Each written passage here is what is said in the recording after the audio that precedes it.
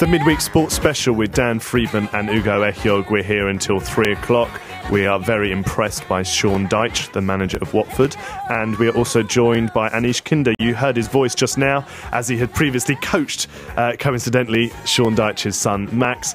Anish, you are a former professional footballer yourself, and you're now doing a lot of coaching. Tell us about what you're up to and your career so far. Yeah, fantastic. So I started my playing career at Kettering Town as a youth team player there. Had a great 2 years there, sort of playing football and studying as well. And then from there I went... Tell us, who was manager at Kettering at the time? So when I was at Kettering, I was fortunate enough to work with the one and only Paul Gascoigne, and also Ron Atkinson, who came in after Gascoigne's departure at the club. So it was an exciting time at the club, you know, for a small Kettering. I can imagine if Gazza was my manager. Wow. Give us some of the stories. Then go on. I know you must get asked a lot. It was. I remember one of the first sort of days he came in. We were training with the youth team lads, and I think obviously the football club must have given like a list of contact numbers for all the players from the first team right down to the youth team. And we were sitting there. One of my good friends in the youth team, he sort of got this voicemail on his phone after training, so he's listened to it. And his Gazza in this Geordie accent saying like, you know, all right, Craigie, how you doing, son, sort of thing. So, yeah, that's a keeper, chuffed, isn't it? Yeah, that's a save. Yeah. Did you play with Gazza at Borough? I didn't know. No. I was fortunate enough to be with him on a plane with the under 21s because we used to share flights, under 21s in a full team, and he was just he never stopped laughing and joking. It was frightening. He couldn't sit still. But what he did do, he would start on anyone. If he saw something, he would just have a go, and he would make everybody in stitches, and you just couldn't help but warm to him. King of banter. Yeah, go on. Keep going with your life story, stuff. Please. Yeah, so from there I spent a bit of time out in Dubai playing as well, and also trained in India with the under-20s national team. Wow. And then I came back and I was at Chester City with Bobby Williamson for a short period. And then after that, it didn't quite work out for me playing-wise. So for me, the next best thing was sort of coaching and passing on any experiences I picked up along the way to young kids. So about 18 months ago, I set up my own company based in Northamptonshire, Sport Esprit Academy. So we go into schools and do coaching sessions and run evening development centres. So that's been going for about 18 months now, and it's been good, like really enjoying it and the journey so far. A lot to talk about there. So as a player, what type of player were you? Well, I think what I'm going to say is probably different to what people see. How did you see yourself? Probably a player that maybe 50 odd years ago, technically all right, but no, I enjoyed it. I used to play like middle of midfield. I used to play in the middle of midfield, like to get it off the back four and try and build up a bit of play. Spray it about a bit. But now obviously I think players are built like athletes now, you know. So it's been a massive physical change in the game, I think, over the last 20 years. And what's your family background? My family background is obviously I'm British Asian. I'm Punjabi. I'm Indian. Right. So my mum was born from India. But my dad's family, dad was born here in England. Because we've talked quite a lot to Riz Raymond and Zesh Raymond, who Riz tells the story. He was playing, I think it might have been in the Birmingham area, and a coach said to him, "You're not going to make it, basically, because of your ethnicity. That is why you're not going to make it. Your diet's not right. You're not strong enough." And this was a coach saying it to him. How did you have any encounters like that? What kind of reaction did you have as a British Asian trying to make it as a professional footballer? Not so much. I didn't have, I was quite lucky in the sense I didn't have any encounters which were, not so encouraging to myself. My mum and dad were always very supportive of me with the rest of my family, and came to games regularly and really, pushed me forward with what I was doing. A lot of people did ask me, have you not made it because of your diet? Do you feel like Asians in football have been given, have not been looked upon as a serious sort of type of player? But I think it's changed massively. Like I recently came back from India, and even speaking to sort of parents out there, they're, really keen. They've seen that you can make a healthy career from playing football at the top level. Their sort of diets and stuff out there are all, as you'd imagine it to be. They're all eating, carbs and looking after themselves. And so it's changed massively. So I think it's maybe, we need to come away from sort of looking at that and using it maybe as an excuse to why Asians haven't made it. And look more closer at have they had the right support from parents and families, because that's a massive thing. The culture. Yeah, the whole sort of culture side of it. Just talking about the culture, I mean, it was important for me. My parents are Nigerian. That education. It was all about education. If I was just going and playing football, they would never have allowed me to go to West Brom, and things would never have started for me. But because I was doing 1 day a week at college, the education part was massive, and now it's a lot better now. It's a lot more flexible now, And I think that can only help. No, I totally agree. Like my dad, obviously he was born here in the UK, he used to play football, but when he got to sort of 16, 17, parents were like, right, that's enough play time, now it's time to sort of work. And serious. But I've been, quite lucky in the sense that even like my grandparents who sort of came here from India, and, I remember growing up, my granddad was always like, eat your almonds, they'll be good for you, make you strong and get running sort of thing. And so in that sense, I think people's mentality is changing because they've seen you can make quite a healthy lifestyle from it. And so you said you've just been in India looking at players. Are you looking at bringing over someone from India to play professional football over here? What we've actually looked at for the last 18 months, because we felt, we've cracked the market here in England in terms of the football schools that we do run. And from a personal point of view, I'm really keen to sort of get Asian players over here and into the leagues and into the youth team systems. So we're actually going to launch a football academy out in India, looking to do like showcase weeks to hand out free scholarships. We've partnered up with a few colleges here. One of the ones we're working with is Brookhouse Academy based in Market Harborough. So they give us a scholarship to go and find a kid to bring over. So what we're looking to do is go and base ourselves out there, because obviously if we can work at a community level with all the ability levels and handpick the best players out there, to obviously then look to develop.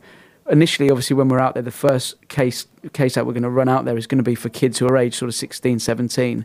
But we're really keen to work with the kids out there who are currently 5, 6 years old for the next sort of 10 years. Kind of like an academy. Yeah, and just implement our infrastructure there, as we believe, with the team of coaches that we've got to take over there, from like the strength and conditioning guys to sort of the coaches that we're looking to take over there. If we can set up our infrastructure, it would just form a solid base. India and China, these are the countries that we're expecting to sort of emerge in all respects, aren't we, over the next 15, 20 years? Yeah, I think so. And even from sort of seminars and stuff we've attended here in the UK, with the main focus of Premiership clubs trying to identify, an Indian footballer. Even out in India, there's a lot of brands out there now, like Man United. The commercial. If you can get one, it is massive. They're going to line the pockets. Yeah, they're going to line. All right, So I was going to say, so you're looking at the whole package. So when you eventually bring some of the players over, are you going to be looking after them, representing them as well? Yeah, well, this is the thing. The kids that we work with in India, obviously, any players that we do send over to the UK, we'll sign them up to our programme, because we're actually looking at creating like a sports global management group. Right. Where we'll sign the boys up to our sort of scheme and our agency. So we'll look after the players while they're out here. That's a proper full package. It's a very good idea. And as I think we're all understanding, it just takes one. Can you imagine? One really, really top-level player coming out of India, and... That's the plan, yeah. Well, it has to be, doesn't it? I mean, it's such a huge population, and it's played... I mean, maybe it's not the premier sport in that country, but certainly there must be a couple of diamonds there. It's interesting. Like last week out there, when we sort of went to a couple of practical sessions that were taking part, we spoke to parents out there, and they said slowly the craze is changing from cricket to football. They were like, kids are sort of regularly seeing matches from the Spanish leagues and the Premiership on the TV. So slowly they're forming that way. But it's changing. It is. And then I was asked what my favourite sporting moment was, and I said India winning the World Cup at cricket. So it just contradicted everything. You're allowed. All right, we're going to be talking more with Anish, and we're here till 3. And at 2:30, we're going to be getting the latest update from what's happening at SoccerX next week. Some very, very big names in football. Tennessee.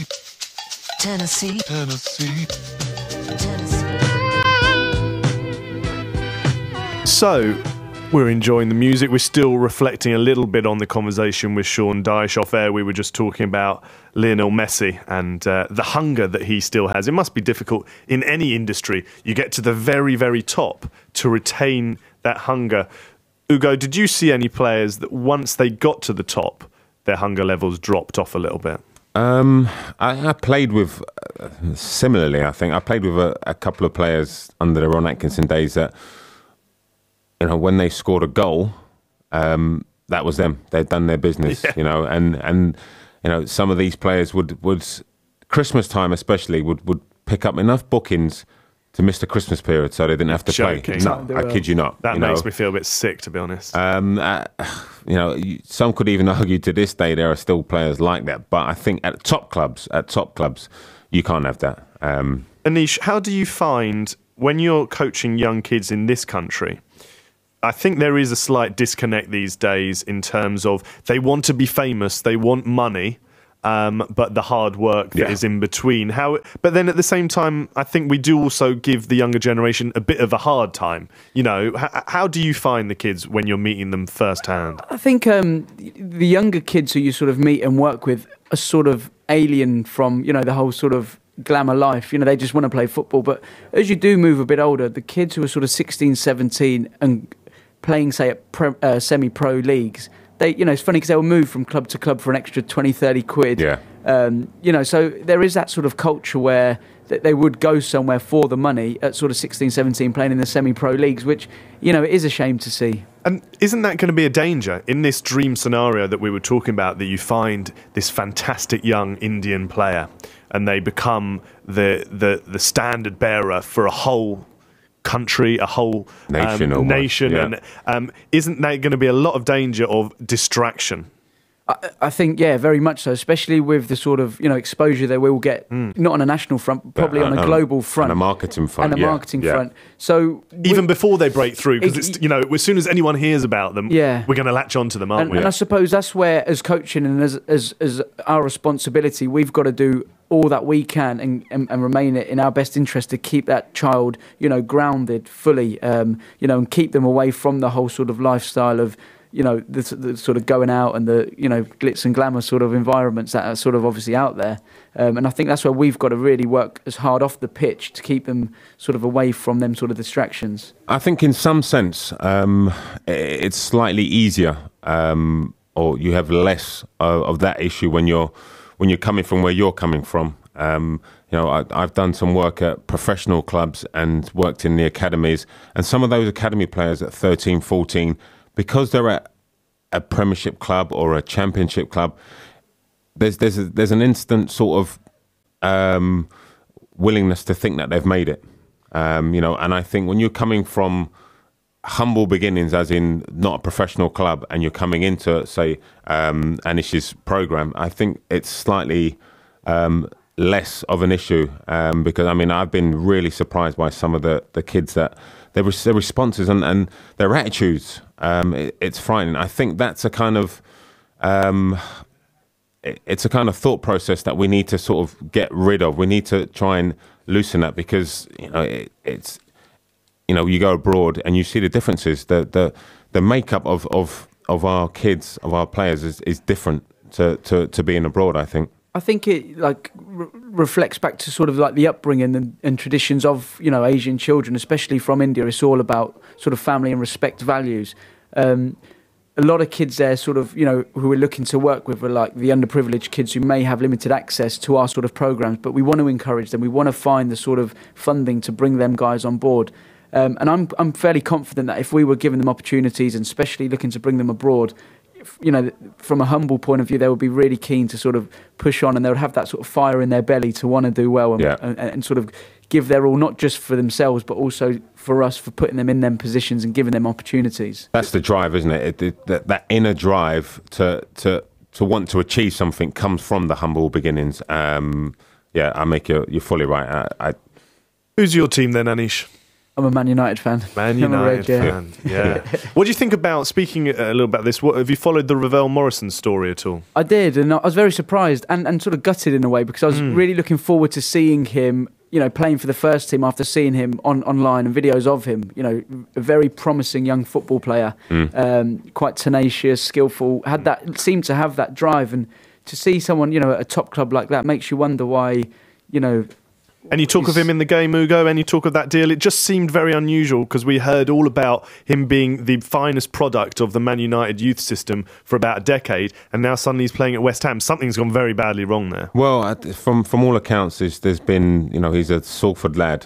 So, you know, you're going to have issues and problems with friends and associated friends around where you live. And, you know, when you're that high profile, you know, I don't think he's made the right choices. Those are the things that are coming. He still needs to grow up a little bit in that sense. You know, and if you're not willing to do that with a chance you've got at Man United, then, you know, maybe there is a suspect to his character. Okay, stay with us. We're here for another half an hour. If you do want to listen back at any stage, you go to Colourful Radio and click on the schedule and you will find the Midweek Sports Special. You can also come directly through to us in the studio, colourfulradio.com. Click on Email Me. We will be catching up with the latest preview of Soccer X, the massive event happening in Manchester next week for all the big names in football. This is Colourful. Soulful music and engaging chat.